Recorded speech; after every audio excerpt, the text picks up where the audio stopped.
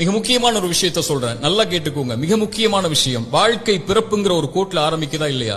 அந்த பிறப்புங்கிற கோட்ல ஆரம்பிச்ச மாதிரியே மறுபடியும் மரணம்ங்கிற அதே கோட்ல வந்து முடியும். பிறக்கும் போது எப்படி ஒண்ணும் இல்லாம வந்தானோ அது போல மரணிக்கும் போதும் ஒண்ணுமே இல்லாம எல்லாத்தையும் விட்டுட்டு போயிருவான். அவனுடைய செல்வம், சொத்து, குடும்பம், குழந்தை எல்லாத்தையும் விட்டுட்டு ஒண்ணும் இல்லாம பிறந்தது மாதிரியே போய் சேர்ந்துருவான்.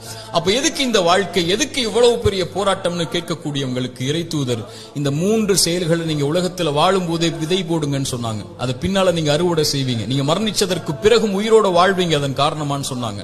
அந்த 3 விஷயம் என்ன தெரியுமா? முதல் விஷயம், இறைவன் உங்களுக்கு செல்வம்னு ஒண்ணு கொடுப்பான். அது பிறருக்கு இந்த உலகத்திலேயே கொடுத்து உதவுங்க. அதன் மூலமாக ஒருவன் பலன் பெற்றிருந்தால், அதன் மூலமாக இன்னொருவன் பலன் பெற்றிருந்தால் அந்த தொடர் நன்மை உங்களுக்கு வந்தடையும்னு சொன்னாங்க. இரண்டாவது, இறைவன் உங்களுக்கு கல்வின்னு ஒண்ணு கற்றுக் கொடுப்பான். எதுவா இருந்தாலும் சரி, ஒரு எழுத்தா இருந்தாலும் சரி, அது பிறருக்கு பலன் பெற கற்றுக்கொடு. அதன் மூலமாக அவன் பலன் பெற்றிருந்தால், அதன் மூலமாக பலன் பெற்றிருந்தால் அந்த நன்மை வந்து சேரும்னாங்க.